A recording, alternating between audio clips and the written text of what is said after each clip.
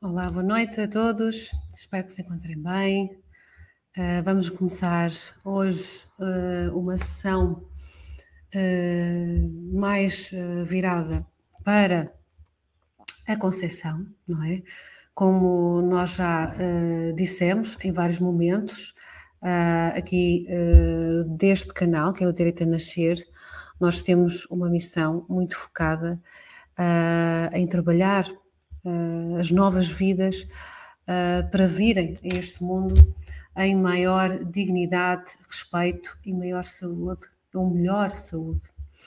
Nós temos estado a abordar e vamos continuar a abordar o tema da dignidade do nascimento, do impacto das práticas obstétricas no nascimento para o bem-estar da mãe, do bebê e da família, o impacto que isso pode ter no imediato no decorrer do nascimento, o impacto que também pode ter ou podem ter essas experiências criadas no nascimento também no futuro. Mas hoje nós vamos começar muito antes, vamos começar a introduzir aqui também neste canal a visão que também trabalhará e trará conteúdo e assunto e ajuda, suporte para quem está a trabalhar este trajeto parental na fase pré-concepcional. É isso que nós vamos trazer hoje. Então, esta sessão vai trazer a visão, a conciliação da visão da saúde convencional com a visão de uma terapia complementar. E vocês no decorrer da sessão vão perceber qual. A doutora Inês Henriques estaria presente hoje se estivesse bem de saúde, mas entretanto ela teve algumas intercorrências. Mas a seu momento ela fará aqui também o seu contributo e trará a sua visão também. Então vamos ver o que é este conceito de pré-conceição do futuro, não é? Pré-conceição é o período antes da conceição, antes de haver então a junção de gametas, de células reprodutoras. Neste caso vamos focar-nos na pré-conceição humana, não é? Podia ser outro ser vivo qualquer deste planeta, mas vamos trazer a visão da pré-conceição na pré-conceição humana e a visão na perspectiva do futuro, não é? Porque basicamente toda a gente sabe como é que ocorre esta pré-conceição, a junção do espermatozoide com o óvulo, fecundação. Esse é o processo de conceição e a pré-conceição é o período que antecede esse processo de conceição. Nós vamos focar-nos então na pré-conceição e na conceição, com uma visão que se pretende, não é? Pelo menos é esse o objetivo aqui, que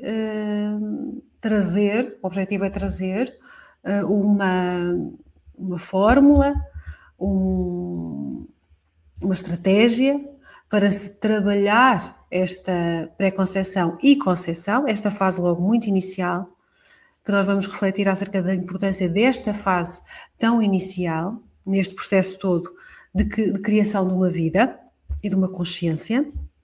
Nós vamos refletir então acerca desta questão da pré-conceição e da conceição com uma visão de trazer mudança, de trazer mais saúde. Como é que isto vai ser? Ou como é que nós propomos que isto seja? Então,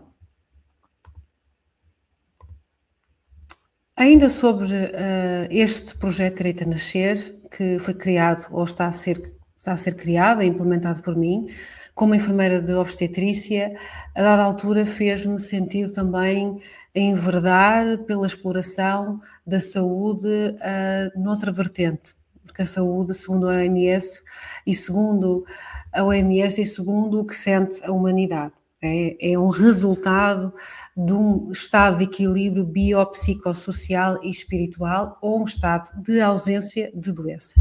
E, portanto, cada vez mais os profissionais de saúde, e por isso é que eu tinha convidado a doutora Inês Henriques, porque ela, como médica, também integra esta visão também espiritual no trabalho dela. Mas ela e eu e outros profissionais de saúde em Portugal estão a começar a introduzir a visão de terapias complementares na saúde.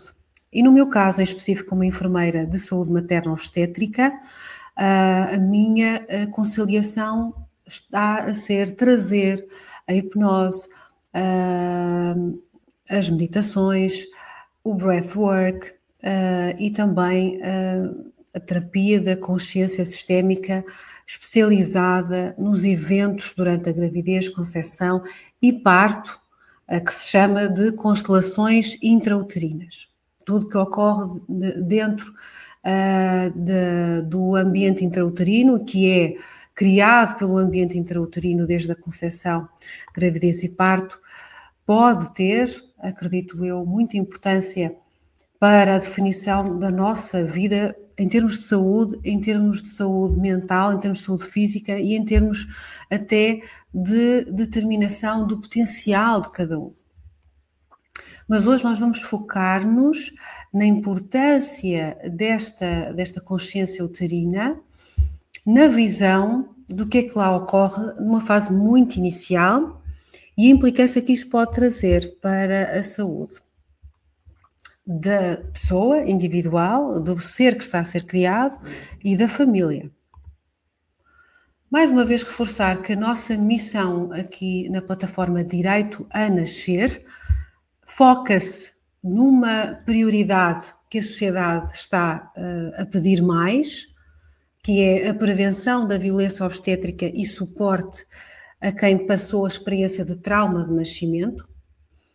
E o suporte que nós trazemos para quem passou trauma de nascimento é o suporte para quem passou há pouco tempo, no imediato, crianças, mães, famílias que passaram esse processo, mas também todos os adultos que têm alguns bloqueios, alguns receios, alguns medos ao nível da saúde mental e não só, e não têm explicação, porque por muita investigação que possam fazer, muitas das vezes a explicação está nesta consciência uterina, que é aquilo que eu chamo daquela consciência que cada um de nós vai formando, as primeiras memórias e percepções que vamos criando desde o momento da concepção, gravidez e parto, e que é quase como um substrato básico, mais profundo da nossa consciência inconsciente, e que, como nós sabemos, pode influenciar o nosso atual em várias áreas da vida. Nós hoje vamos focar-nos na área em que muitas famílias, casais, se estão a debater hoje em dia, que tem a ver com a área pré-concepcional, concepção e eventual bloqueio neste processo de concepção ou infertilidade.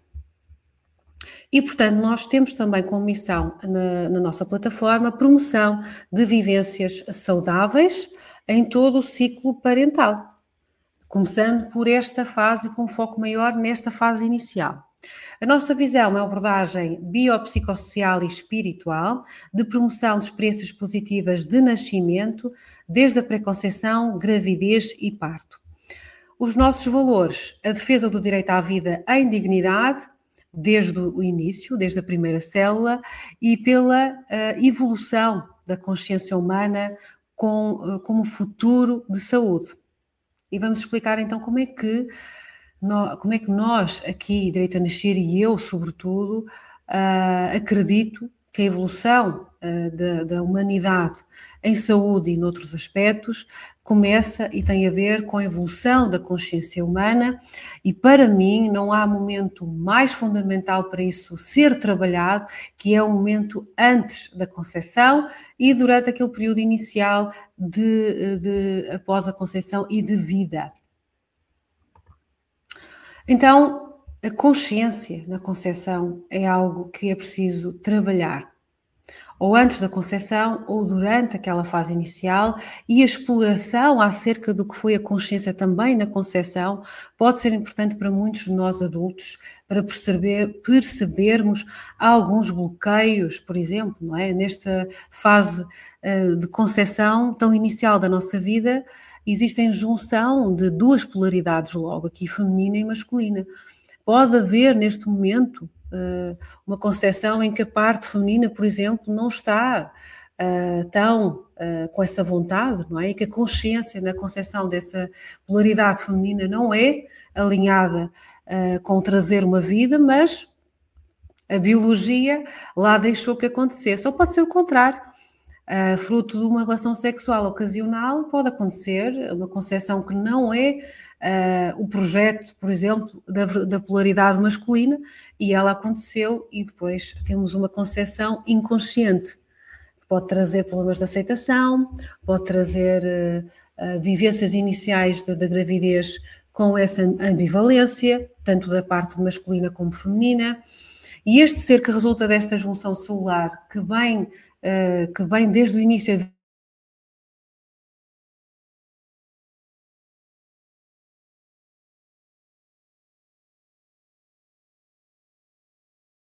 precisos, afinal eu enraizo mesmo aqui, no útero da minha mãe, afinal é para vir cá, ou eles não sabem muito bem. E se esta ambivalência se prolongar mais ainda, todo este processo de formação muito inicial, que é a formação inicial das nossas células todas e da nossa memória celular e, portanto, da nossa consciência uterina.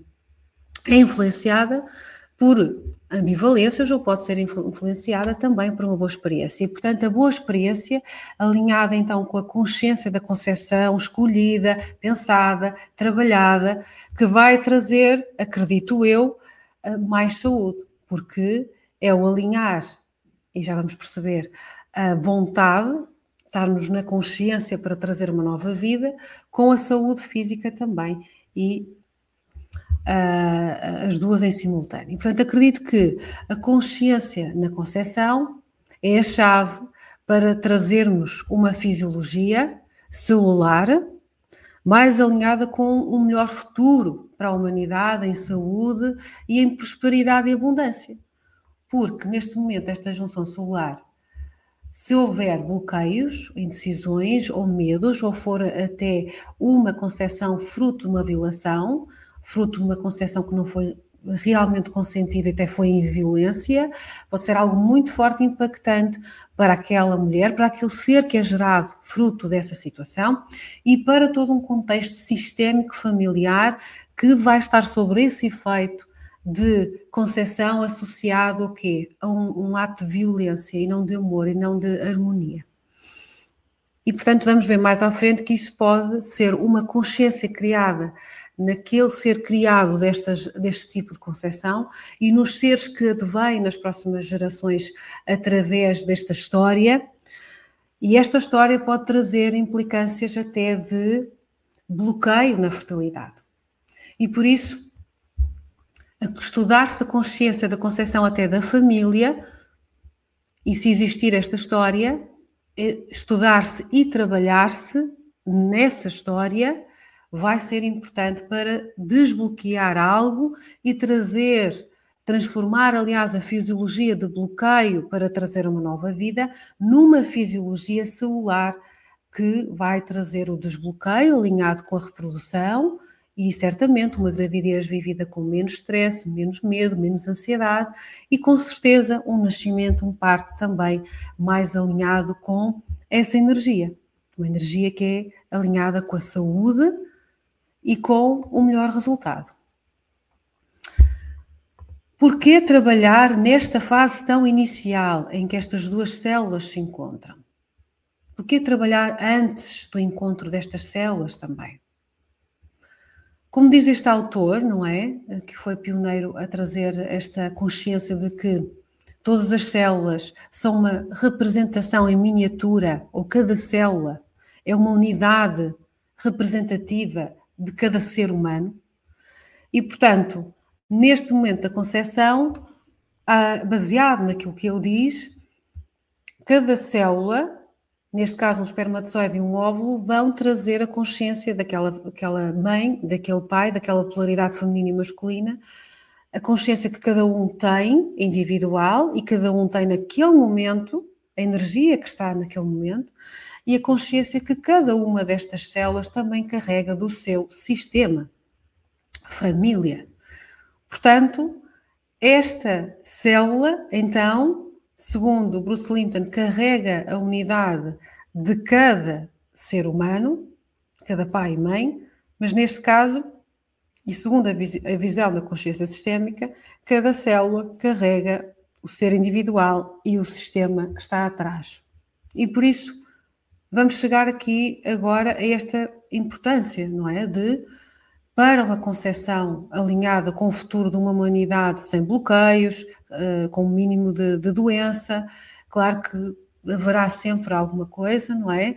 Mas se nós queremos criar um futuro alinhado com mais saúde, com menos insegurança, menos medo, menos culpa, com uma consciência uterina desde a concepção alinhada com mais prosperidade e mais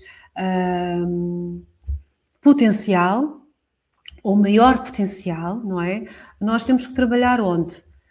Nesta vertente sistema, cada um deles representa então um sistema, e vamos juntar. A proposta é esta: juntar a terapia complementar da saúde sistémica com a saúde convencional, não é? E vai ter toda a importância, mesmo que a junção de gametas sejam num casal, duas mulheres, em que um dos gametas, uma das células reprodutoras não pertence a uma delas, vai ser importante trabalhar elas, as duas, mas também olhar para a energia do doador. Olhar para a consciência do doador, se possível, é preciso começarmos a olhar mais além ainda. Nestas fertilizações in vitro, se as células são da consciência de ambos os pais, se as células reprodutoras são daquele pai e daquela mãe, mas se há uma das células que não é, que vai participar na concepção e que é do outro doador, o ideal seria estudar a consciência desse doador, fazer essa seleção. Se é uma pessoa feliz, se é uma pessoa que tem um estilo de vida saudável e até as razões pelas quais essa pessoa doou os seus óvulos ou espermatozoides. Foi só por dinheiro? Há uma energia, então, se calhar, de escassez naquela célula, escassez financeira.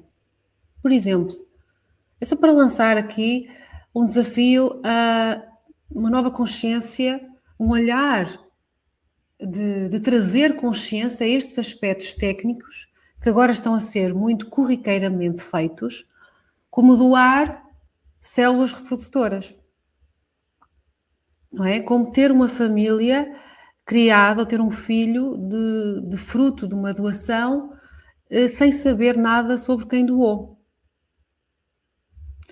É diferente de alguém que tem que estar à espera de um transplante de órgão e não tem muitas opções, ou se calhar não tem mais nenhuma opção. Neste caso, eu penso que é possível selecionar. Se possível, selecionar o doador. Se possível, pensar que consciência também essa célula que vem desse doador, de espermatozoides ou de óvulos, tem também. Porque cada célula representa a energia e a consciência de cada ser individual e de cada sistema. Pode ser um criminoso, pode ser um psicopata, ou pode ser uma pessoa de bem, pode ser uma pessoa de uma energia boa, pode ser uma pessoa que vem de uma família boa e que, por exemplo, já encontrei casais que já fizeram processos de fertilização, entretanto ficaram com embriões congelados a mais e depois resolvem doar. A intenção deles era criar mais filhos, mas entretanto depois tiveram outra escolha. E talvez são duas pessoas que estão alinhadas com uma energia positiva, de criar uma família em amor, em harmonia. Talvez esse embrião até tenha ali uma energia mais positiva. No entanto, para esse embrião que foi criado por duas consciências, que o trouxeram para talvez lhe darem a possibilidade de o trazerem à vida, e depois escolhem eliminar esse ser que era para vir para ele, para o sistema, ou escolhem doar a outro casal, pensemos só na consciência deste ser que está congelado a aguardar que alguém decida que ele seja transferido e que depois até os pais descartam essa possibilidade, descartam esta vida, portanto, uma rejeição enorme por este ser que foi congelado à espera de ter a oportunidade para vir para este mundo e que depois é o quê? Rejeitado ou então aparece alguém que o quer depois de ele já ter sido rejeitado. Vamos começar a pensar um pouco na consciência que existe desde a primeira célula e no que nós muitas das vezes andamos a fazer com estes seres, não é? Tomando este tipo de decisões que podem ter uma implicância enorme na saúde mental e emocional deste ser que é congelado, que fica a aguardar, que depois até é eliminado ou que depois é doado a outras pessoas. É uma confusão. Esta pessoa que está naquela circunstância, aquele embrião que está nesta circunstância, afinal, quem sou eu? Onde é que eu pertenço? Na consciência sistémica é logo uma coisa que fica por esclarecer, que é algo que fica logo errado, que é uma lei, a lei da pertença. E a lei do amor também, mas a lei da pertença. Onde é que eu pertenço? Em que família é que eu pertenço realmente? Onde é que é o meu sítio? Fica só esta reflexão. Então, isto é a concepção do futuro. Concepção do futuro, se for laboratorial, nós necessariamente precisamos de trazer consciência de que aquela consciência que está a ser gerada em laboratório e destes processos, fertilização in vitro, junção de gametas de progenitores que não são daquela família, desperdiçar embriões, desperdiçar óvulos também, são processos muito fortes para aquele ser que está a ser gerado ou que vai ser fruto daquelas células e que esteve neste ambiente demasiado técnico e esteve nestas ambivalências de decisões, como eu estive a falar, e também fica sob um olhar técnico daquela equipa que está no laboratório de embriologia, que só está à espera, decidam-se, é para transferir ou é para eliminar. E eu agora vou juntar este óvulo e este espermatozoide, mas tenho muita coisa para fazer, portanto vamos lá fazer isto rápido, processo quase de fábrica, não é? É uma desumanização. E existem países que estão a desenvolver mais esta lei sobre a fertilização e que estão, penso eu, a transformar este processo de criação humana cada vez mais desumanizado em consciência. E, portanto, qual é a visão do futuro que nós queremos para a humanidade? Uma visão de humanidade como se fôssemos só seres biológicos, mas altamente emocionalmente confusos, sem saber sequer o seu lugar, onde pertencem, e com a sensação que são rejeitados e que não passam de um evento biologicamente técnico, em que a consciência e os sentimentos deste ser não foram respeitados desde o início. Qual é o direito a nascer em dignidade que este ser em laboratório também é respeitado? Qual o direito ou qual o respeito ao direito a nascer e a vir em dignidade que este ser que é fabricado em laboratório e que passa este tipo de processo e decisões tem? Qual é o respeito que estamos a ter na visão da criação da vida humana? Que consciência nós queremos para a humanidade no futuro? Mas vamos voltar. A concepção, então, com a visão futura, vai ter que ter em atenção estes aspectos. Fertilização in vitro, doação de gametas, desperdício e eliminação de embriões. A concepção do futuro, então, vai ter que fazer esta análise e vamos ter que lidar com os seres humanos emocionalmente confusos e com danos emocionais, celulares também, e por sua vez emocionais, resultantes desta situação. Mas não é só isto. Para quem não foi gerado em laboratório, mas que se pretende que, se eu, por exemplo, tive uma gravidez em que no início houve uma ambivalência sobre ser uma gravidez abortada ou não, e se eu fui fruto dessa gestação em ambivalência e não aceitação ou quase rejeição materna no início da gestação, eu posso ter uma consciência de que e um bloqueio acerca de ser mãe ou não, não é? Se, por outrora, a gestação foi no momento em que a mãe estava num estado depressivo, ou o pai, esta consciência depressiva de falta de energia e de vontade para a vida já vai ser algo que não só aquelas 2 primeiras células vão ter, mas se a consciência da mãe ou a saúde mental da mãe estiver nessa consciência, é essa vibração que quase 10 meses este bebê vai receber. Portanto, este vai ser o metabolismo celular daquele bebê.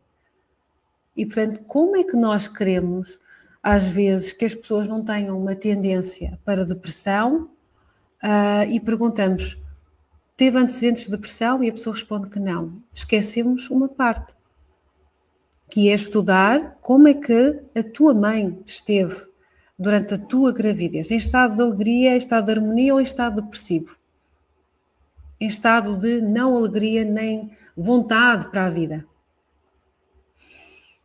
Então, a concepção do futuro é isto, é pensar antes da concepção, é trabalhar antes da concepção, é o momento da concepção, a energia daquelas horas. Geralmente o óvulo, após ser ovulado, após ser libertado para a trompa de Falópio quando está maduro, que nem todas as mulheres isso ocorre ao 14º dia, como eu já falei antes, só 10 a 15% das mulheres é que têm ciclos de 28 e têm ovulações ao 14º dia, não é? Mas quando há ovulação, se houverem espermatozoides por ali, eles podem ficar entre 3 a 5 a 7 dias, não é? Se houverem espermatozoides por ali, pode ocorrer em 24 horas após a ovulação a fecundação. Então a energia que ocorre nessas 24 horas não é só a energia da concepção, é a energia que é nessa fase dessas 24 horas, dessa viagem, desse encontro. É muito importante também, não é? E também a energia que desde a fecundação e até à primeira semana, que é a viagem desde a fecundação, desde a junção dos gametas, que é a fecundação, até a anidação, no útero, também é muito importante. E isso pode ser suficiente para não haver uma fixação, não é? Se foi em medo, se foi em trauma, se foi uma série de sentimentos que também não são alinhados com vida, ou então se a mulher está, por exemplo, agora estamos a falar já numa altura da primeira semana pós-fecundação, ou seja, um metabolismo materno que tem mais peso a partir daqui. Se estamos a falar dessa fase, se a mulher está sob efeito de um alto nível de stress, cortisol e adrenalina, é um nível de luta e fuga, e não é um ambiente... É um nível, não, é um ambiente de luta e fuga, uma ativação do sistema nervoso autónomo para lutar e fugir e não para reproduzir.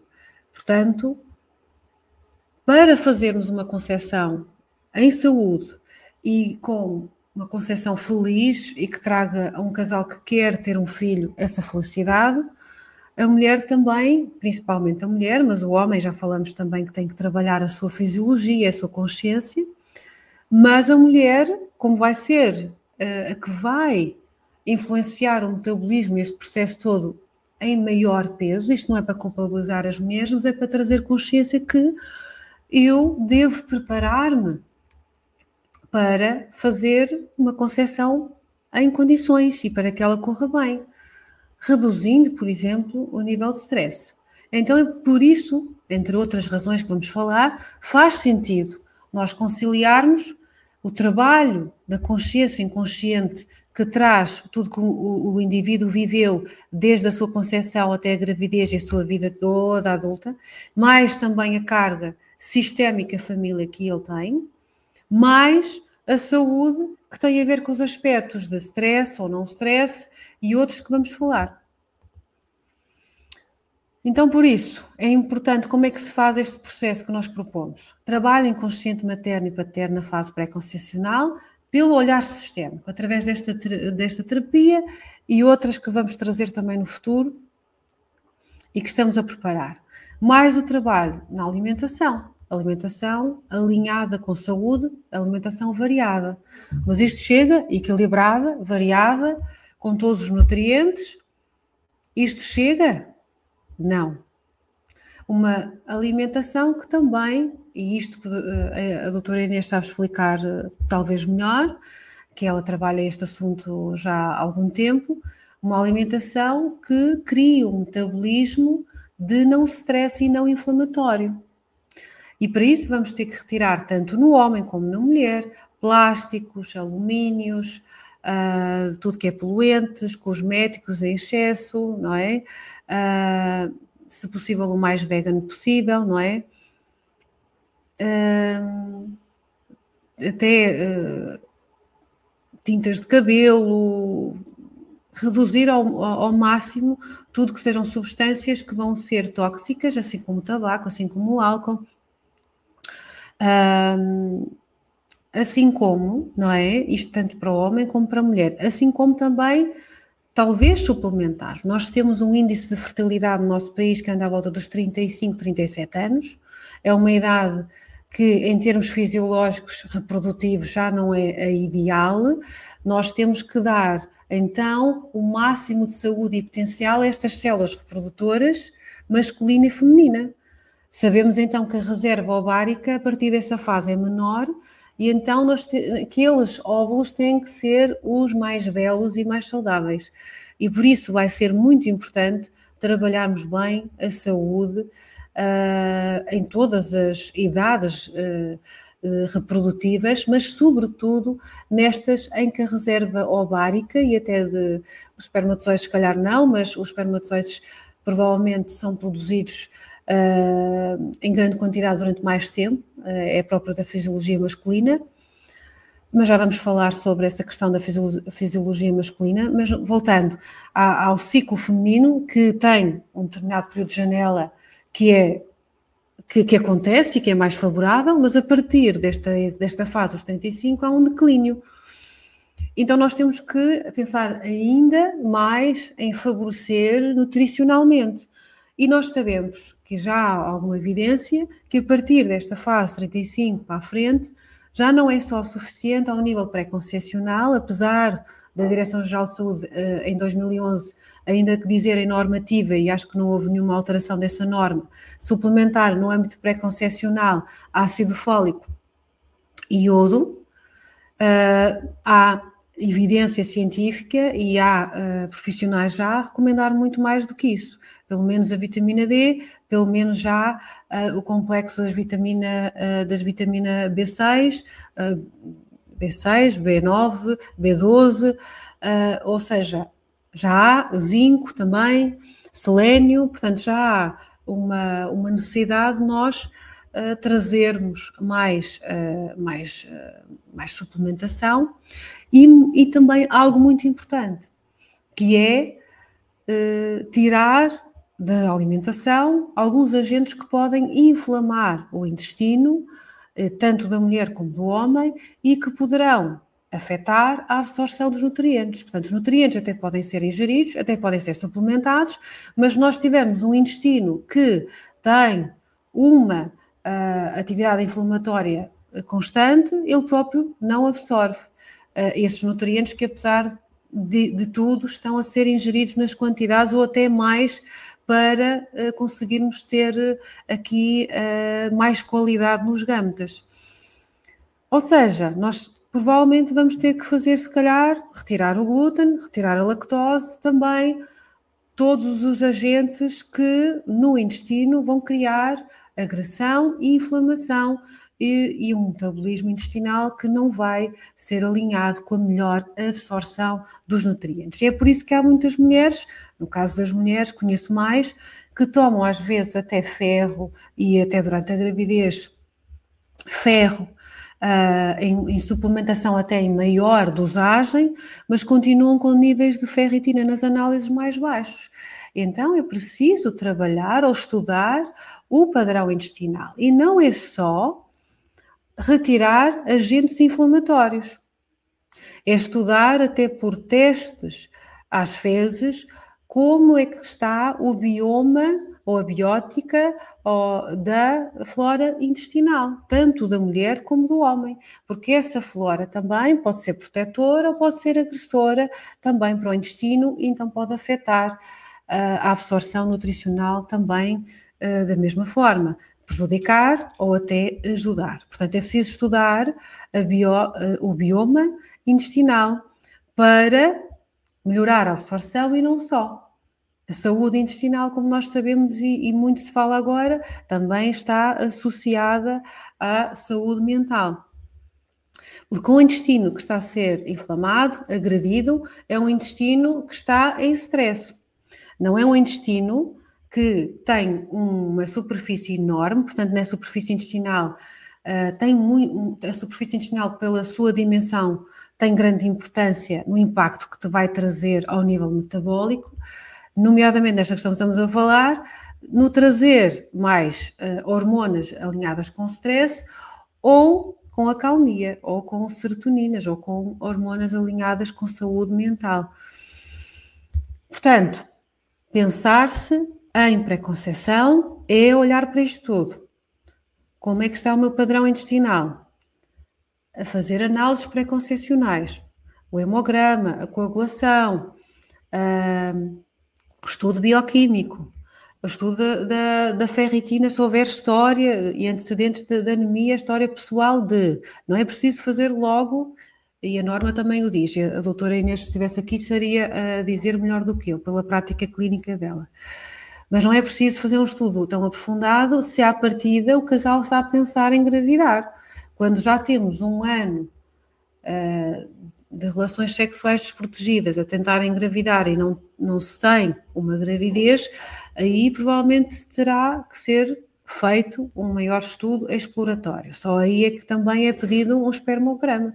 Se não houver história para trás de processos de infertilidade ou de outras situações clínicas que possam vir a afetar a fertilidade masculina.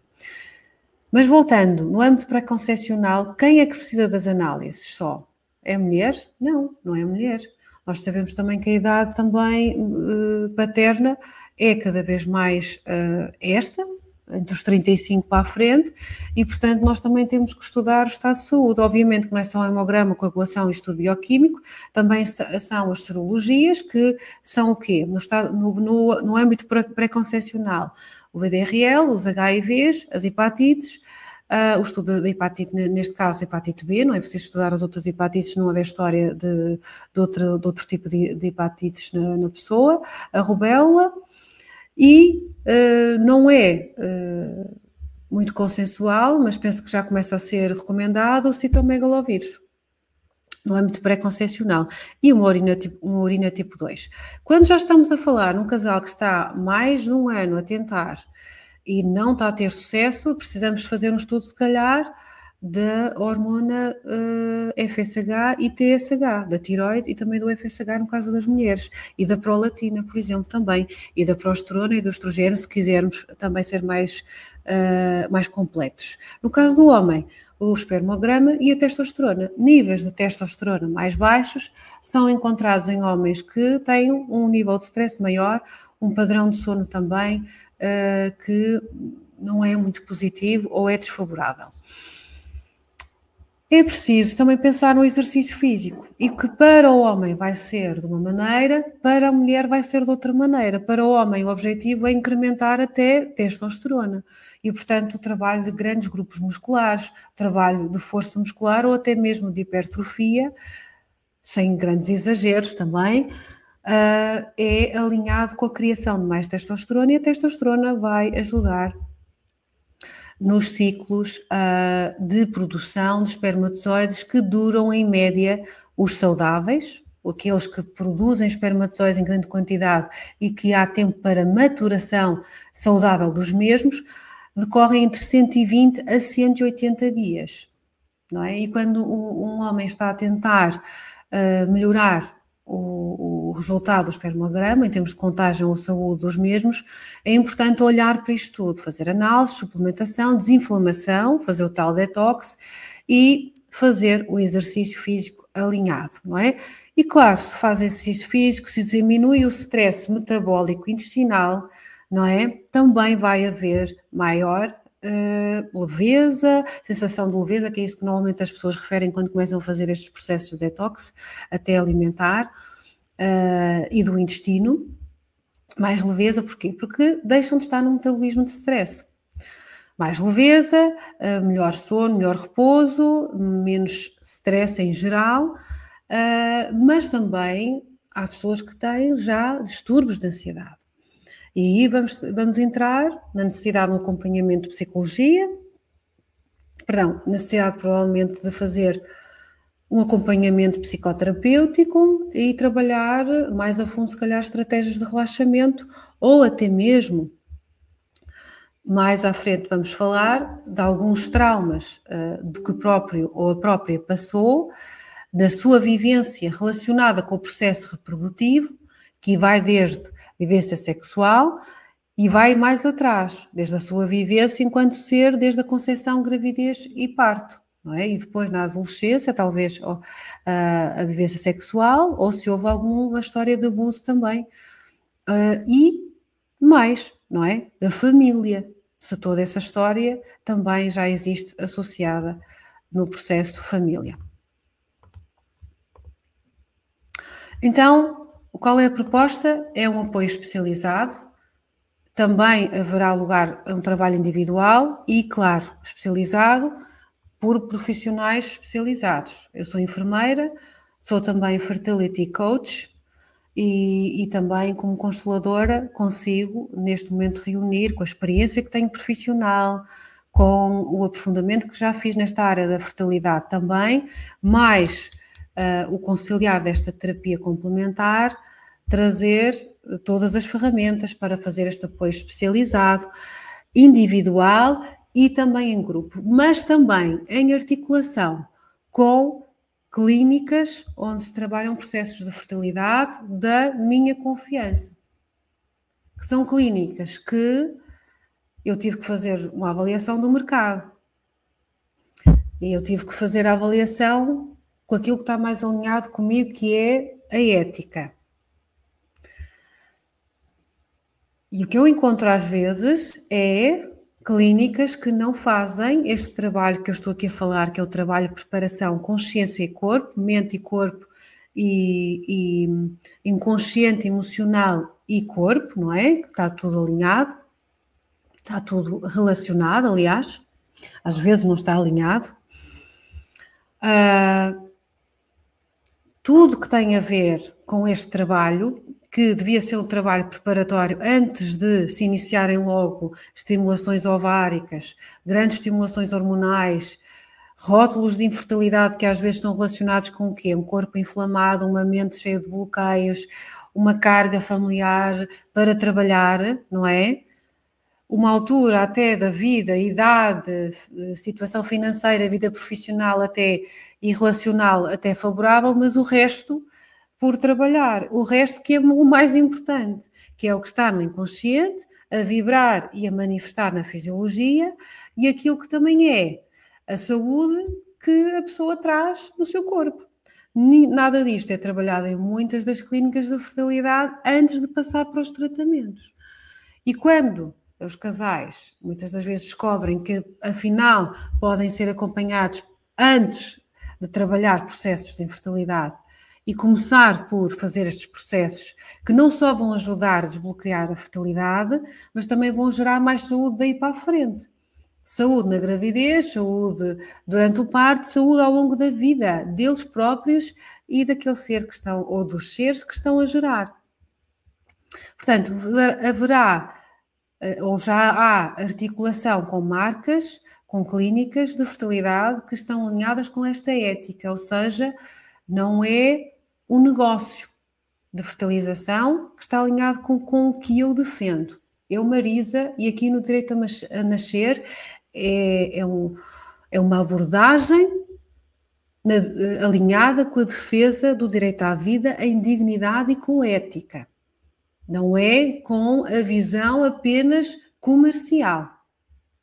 E, portanto, vamos começar primeiro por gerar saúde, a começar pela base de tudo, o que está no inconsciente, o que está no corpo físico.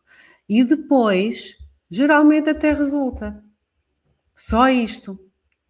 Mas se não resulta, é trabalhar em articulação com essas equipas e ao mesmo tempo trabalhar num grupo de apoio. Os grupos de apoio funcionam bem para estas situações em que muitas das vezes os casais se escondem e vivem uma grande pressão e frustração sozinhos, o que ao nível psicológico não favorece nada e, como já refletimos antes, o que está no emocional tem que ser visto, tem que ser olhado e trabalhado e melhorado.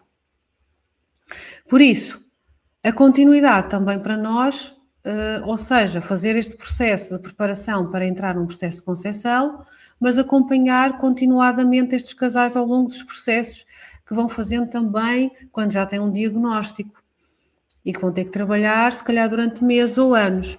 E também, claro, quando a gravidez acontecer, vamos continuar a dar o apoio, toda a ajuda, na visão que nós já temos vindo a falar, para a preparação do nascimento com dignidade e com experiências harmoniosas e não alinhadas com a experiência de trauma. Então, o grande mecanismo que nós queremos e fazemos com este processo é desbloquear o inconsciente individual do casal-família. Esse desbloqueio inconsciente também vai gerar uma fisiologia então mais alinhada com saúde e mais a saúde convencional, por meio desta educação toda para a saúde e de acompanhamento ao longo do processo de conceção natural ou de conceção com e também artificial ou em processo de fertilização artificial. Então, o desafio para quem está a ouvir vai ser responder, sugiro que respondam a estas perguntas, porque estas perguntas vão buscar e têm o foco no estudo da visão sistémica, do olhar sistémico inconsciente familiar, que tem informação sobre toda a história reprodutiva do clã familiar e que está em cada um, homem e mulher, que estão a participar neste processo de conceção. Que história de vivências uterinas vividas vocês, casal, tiveram? Vocês, casal, já juntos, já tiveram alguma gravidez? Como é que ela correu? Vocês, individualmente, como foi a vossa história desde a conceção, gravidez? Como é que foi? Como é que a vossa mãe, o vosso pai aceitaram? Foi um tempo difícil? Houve mudanças que tiveram que fazer? Alguém perdeu o emprego? O pai teve que emigrar? Havia álcool? Havia violência? Foi uma gravidez desejada? Foi bem cuidada? Foi harmoniosa por ambos? Porque a consciência que, mais uma vez, como eu disse no início, é criada desde que nós existimos, influencia muita coisa, mas, sobretudo, ela aflora de uma forma brutal quando nós estamos a pensar, aflora e manifesta-se mais ainda, quando nós estamos a pensar neste processo reprodutivo ou parental. Quando nós estamos a pensar em ter um filho, estamos a pensar porque é a altura ideal, mas o inconsciente tem lá a informação que vai fazer o seu efeito. Perdão, que histórias de nascimentos? Que histórias de nascimentos dos próprios? Se aquela mulher, por exemplo, que está na preparação para o parto já, ou quer engravidar, que é este o contexto que estamos a falar hoje, quer engravidar, mas passou uma experiência em que teve que ser reanimada quando nasceu, teve que ir para a neonatologia, separada da mãe, tem uma experiência de vir para o mundo, uma experiência cujo culminar da experiência reprodutiva é o nascimento, e nesse culminar foi uma experiência de vida ou morte. E ela tem que lutar pela vida. Qual é a associação inconsciente que está sobre este processo reprodutivo que finaliza culminando numa quase morte? Ou então é uma experiência, é uma consciência que está a dizer o quê? Está a dizer que este processo reprodutivo, se calhar até pode não correr bem. Pode até ser um processo de morte. Vale a pena então eu andar aqui a produzir um óvulo? Então, se calhar, fico com síndrome do ovário poliquístico. Tem um síndrome do ovário poliquístico. O que é o síndrome do ovário poliquístico? O síndrome do ovário poliquístico não é só não ovular. São vários itens. Os principais, ter 6 meses ou mais com ausência menstrual. Ter outro sintoma que é hipertricose, que é o excesso de pelos em zonas que não são próprias da mulher ter, como por exemplo no rosto. Ter um perímetro abdominal e até um grau de obesidade. E é por isso que até para melhorar metabolicamente e poder-se engravidar neste diagnóstico de síndrome do ovário poliquístico, já se costuma usar a metformina, mas façam isso só com aconselhamento médico, ok? Mas sim, é preciso aconselhamento médico neste caso, mas é preciso olhar para o sistema, para a consciência deste clã família, do que é que aconteceu antes, ou o que é que aconteceu comigo, até no meu próprio nascimento, ou na família. Houve alguma morte de algum bebê em parto, ou de alguma mulher? Houve algum trauma de nascimento forte? Quando há um trauma de nascimento forte ou uma morte em nascimento, geralmente a geração seguinte pode nem sequer ovular. Porque há uma associação inconsciente de o processo reprodutivo é igual à morte. Portanto, nem vale a pena nós produzirmos óvulos. E quem diz a mulher óvulos também diz o homem. Portanto, é importante olhar para o que está na história da família. Que história também sexual e reprodutiva, individual ou do sistema e comunidade, não é? Se é uma comunidade muito conservadora, isto também pode ser inibidor, não é? A pessoa não vive de forma responsável, mas também vive de forma responsável a sexualidade, mas se calhar demasiado inibida ou bloqueada. Esse bloqueio, só por uma crença religiosa muito forte, pode originar dificuldade em ovular, não é? É um bloqueio inconsciente de que reprodução não é sagrada, não é? Quando é. A reprodução, a concepção, como nós estamos a falar, e cada vez mais nós estamos a despertar para esse processo como um processo sagrado, a ser vivido e a ser até planeado de uma forma mais cuidada. Isto já é trazer outra vez à concepção, não a leviandade, mas o sagrado até este processo. E se houve então até violações, ou até houve abuso sexual na família, pode ser na própria que agora está no processo de querer engravidar, pode ser no clã família. Isso é muito impactante, não é? Bebés que tiveram que ser abortados ou que foram abortados espontaneamente e que depois manifestam-se no corpo de algumas mulheres que estão no sistema com diagnósticos de endometriose, por exemplo. Esses bebés aparecem na mesma no corpo dessas mulheres, através de embriomas, através de focos, não é?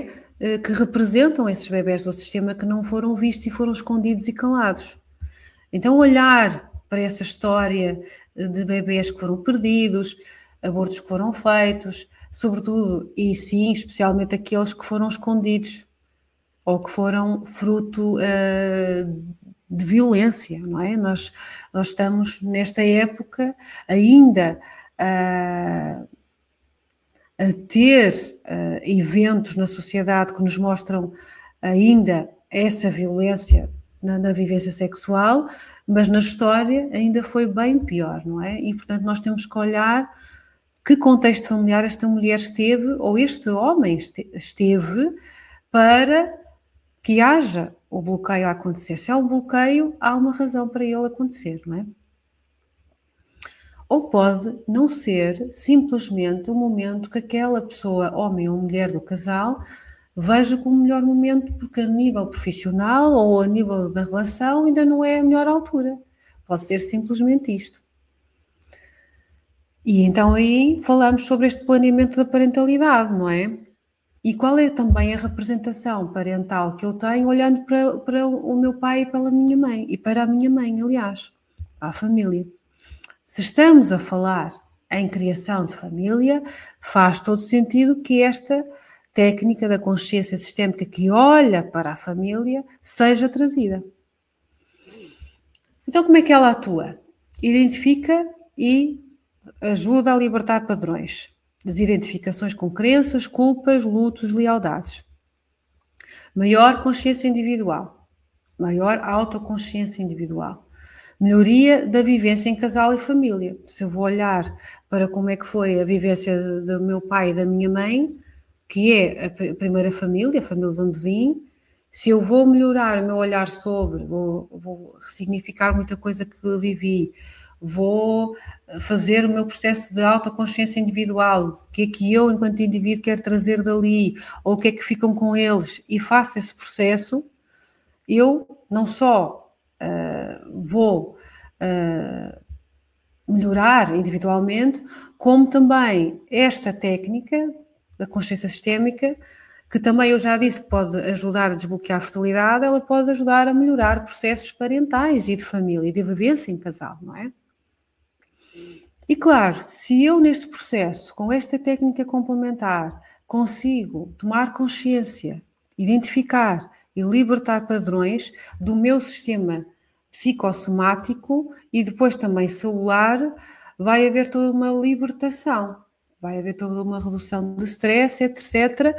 E fisiologicamente aí eu vou estar mais pronto, fruto dessa libertação inconsciente, mais pronto, mais pronta para a reprodução e também para, neste caso, como estamos a falar da exploração do processo parental e família, para a vivência familiar mais alinhada com o melhor resultado. Costumo já dizer aos casais que estão em processos comigo para engravidar que a fisiologia celular é a expressão física do resultado do estado da consciência individual e sistémica naquele momento e naquele ambiente daqueles indivíduos ou daquele indivíduo. E eu acho que isto resume exatamente tudo o que andamos a dizer, não é? A importância de se trabalhar aquela primeira célula para que aquela junção seja bem sucedida e traga o melhor potencial e o melhor legado para o ser que aí vem e para a família que se quer formar e para as gerações seguintes. É por isso que concepção do futuro é olhar para a concepção do presente nesta perspectiva. Então, no Direito a Nascer, nós estamos já a falar sobre tudo que tem a ver com o nascimento, sobre as experiências de nascimento alinhadas com o sucesso e com o melhor resultado, mas podem encontrar também mais material sobre estes assuntos noutra página que é a minha página mais antiga, Marisa Couto. E por hoje é tudo e bons processos de concepção, nascimentos e famílias com vontade de trazerem a mudança que a humanidade precisa, que é na consciência orientada com saúde e com a visão da felicidade e da harmonia. Até à próxima.